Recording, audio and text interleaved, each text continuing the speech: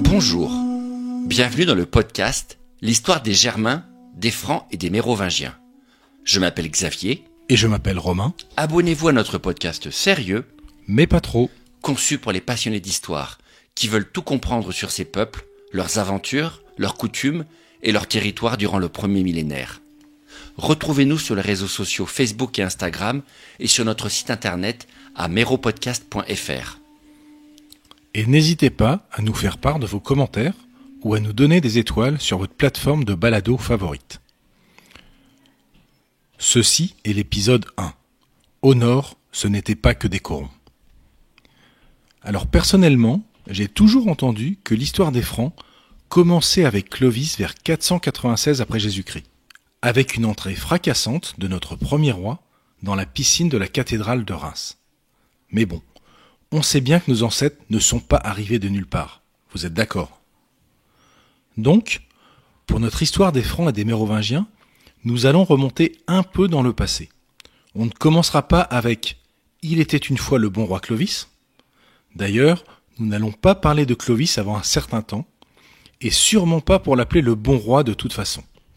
Et oui, on spoil d'entrée, cache. On gardera ce titre pour son arrière-petit-fils. Enfin, peut-être. Nous allons maintenant remonter en 98 de notre ère, avant même l'époque où les hommes et les femmes qu'on appellera un jour les Francs n'existent, ou, tout du moins, soient reconnus comme tels, sous ce nom je veux dire.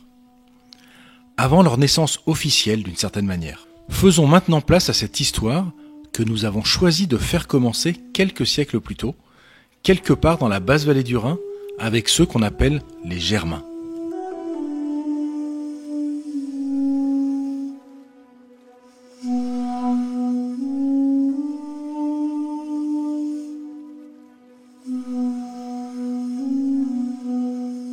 Notre récit débute à Rome en 98 de notre ère.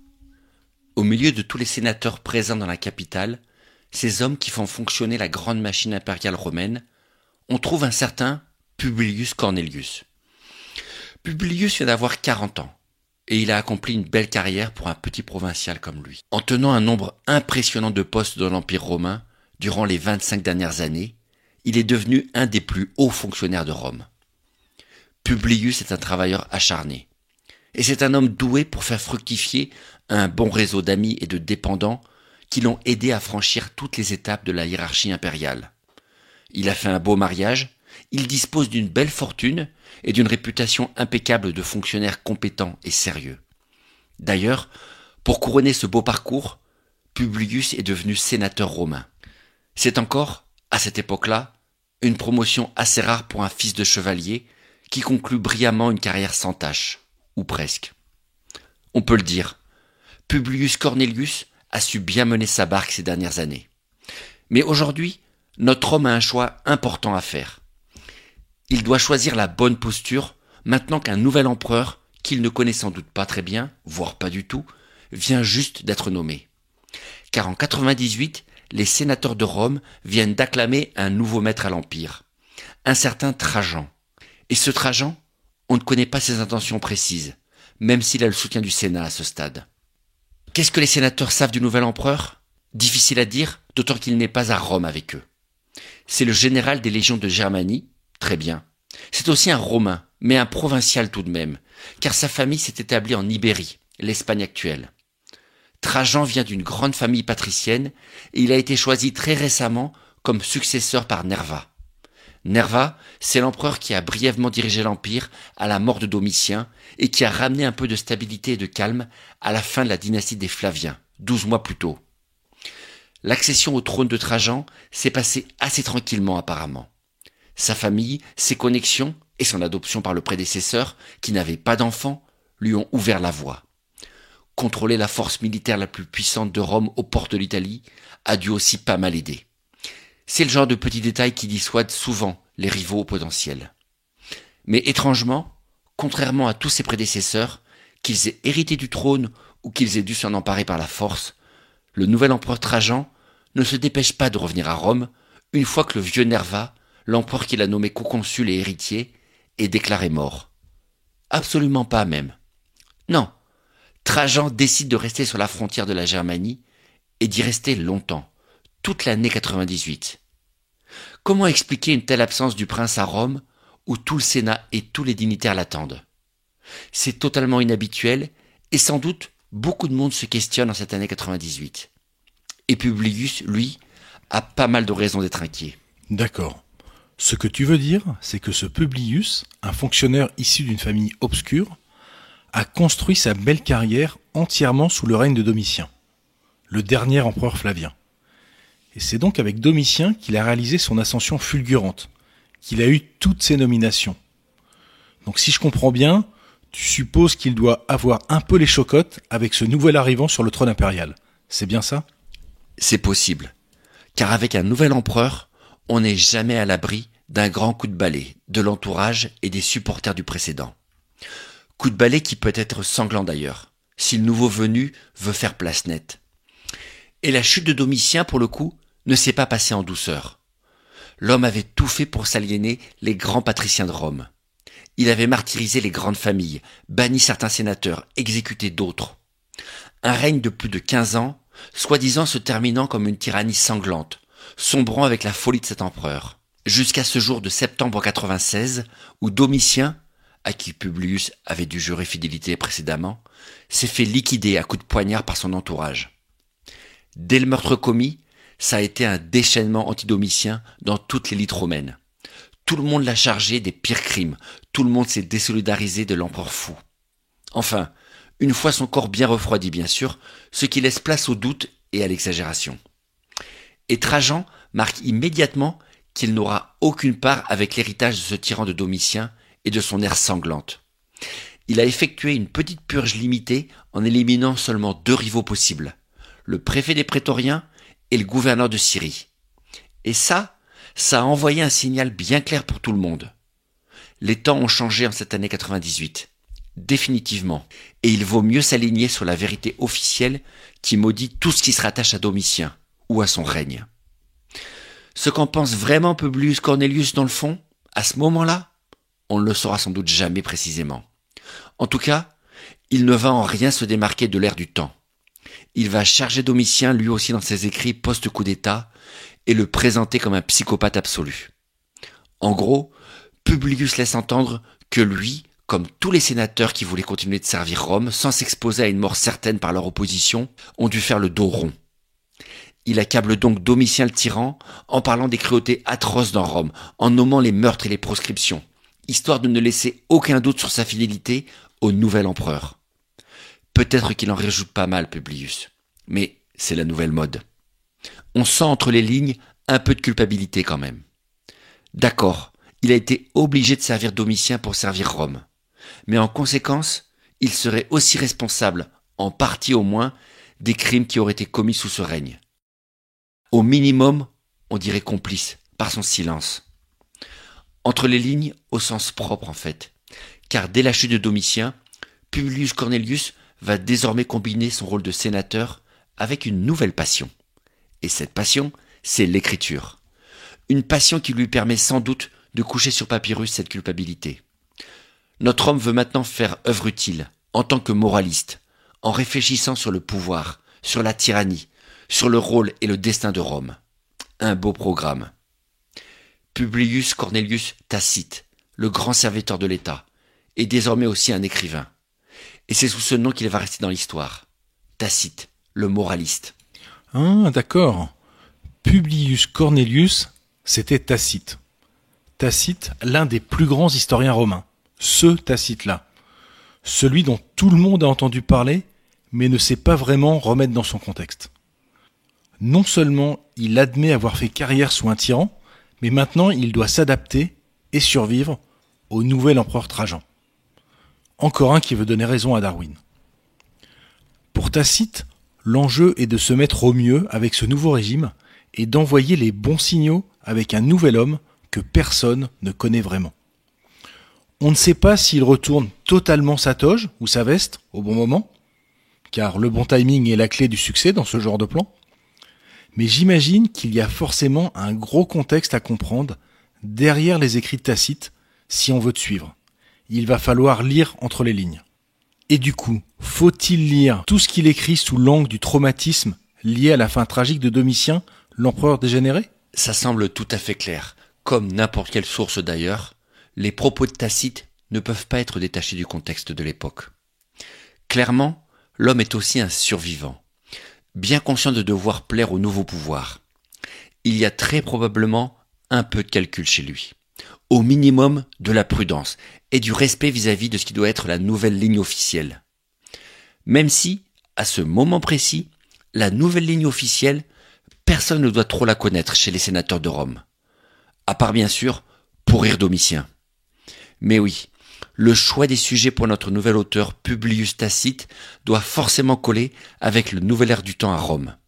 Et donc, surprise, dans une de ses toutes premières œuvres, Publius écrit en 98 un ouvrage appelé « L'origine et le pays des Germains », plus communément appelé la Germanie.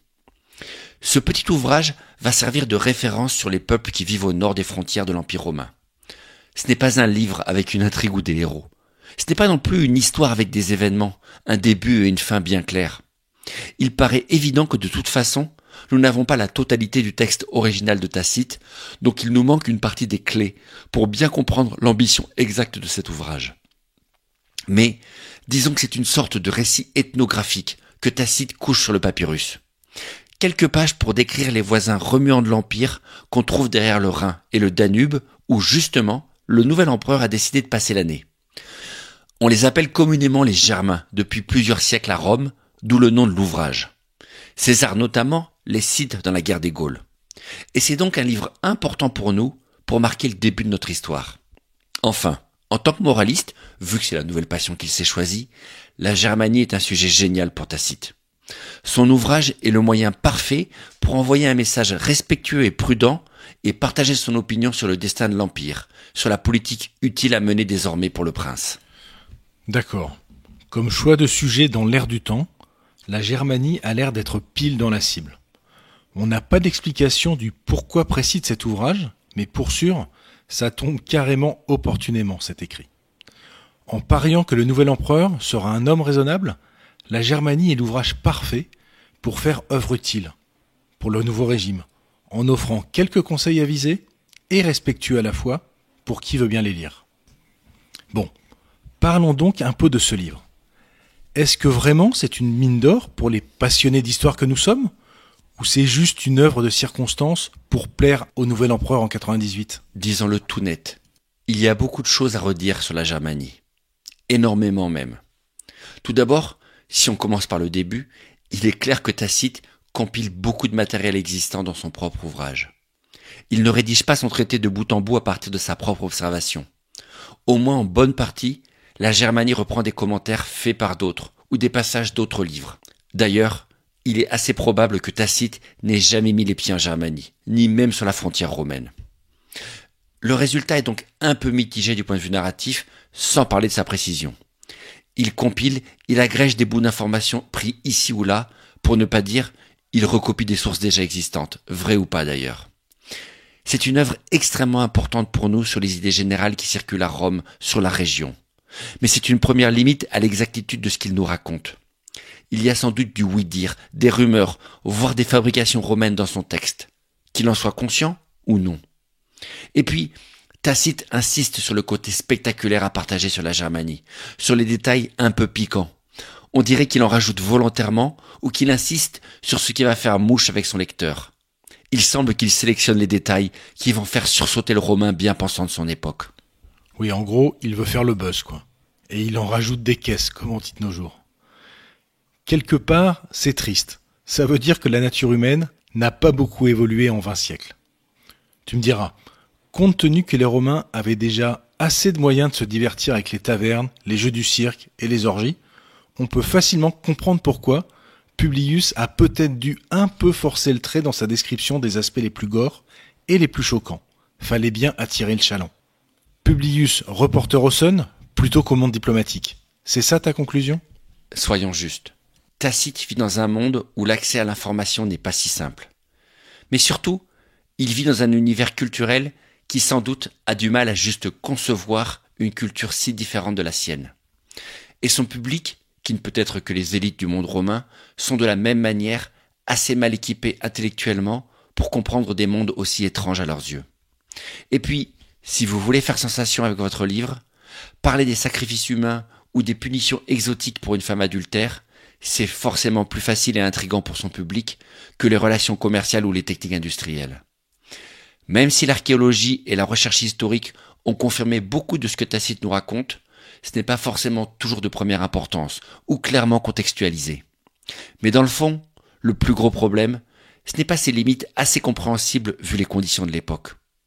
Le vrai souci, c'est que Tacite n'écrit pas vraiment son traité pour nous. Pas du tout même. Il écrit pour le seul public qui compte. Publius écrit pour les Romains, ceux de 98 de notre ère. C'est eux son audience. C'est à eux qu'il parle. D'ailleurs, et c'est peut-être pire pour le lecteur du XXIe siècle, dans le fond, ce ne sont pas les Germains son véritable propos. Son propos, c'est Rome et sa pureté perdue. Pour Tacite, les peuples de Germanie montrent les qualités admirables des peuples non corrompus par l'argent et la décadence morale. La lâcheté, la corruption, le vice sont devenus monnaie courante à Rome pour Tacite. Et c'est le message que le moraliste qu'il est veut envoyer dans son traité, en parlant en miroir de la pureté intacte des Germains. Lui, le serviteur fidèle de l'Empire toutes ces années, a réalisé que Rome n'est plus à la hauteur de ce passé mythique, ou des principes qui ont soi-disant fondé la ville éternelle plusieurs siècles auparavant.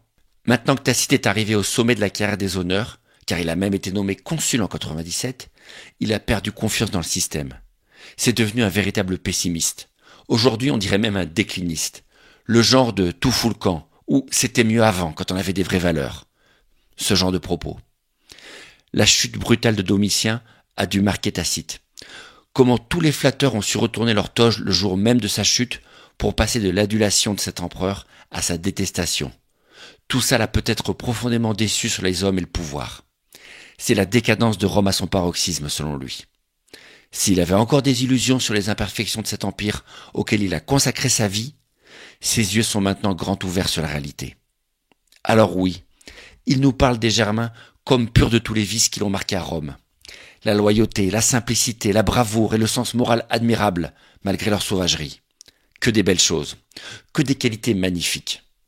Sont-elles absolument véritables ? C'est un peu douteux quand même. Au mieux, elles ne reflètent qu'un aspect des choses. Soyons réalistes, leur mise en avant dans le texte s'explique avant tout parce qu'elles soutiennent sa démonstration sur Rome, pas parce que c'est le caractère exclusif et naturel des Germains. Il exagère pour la bonne cause, leurs vertus comme leurs défauts de barbares. Son but est de rappeler aux citoyens romains ce qu'ils doivent être.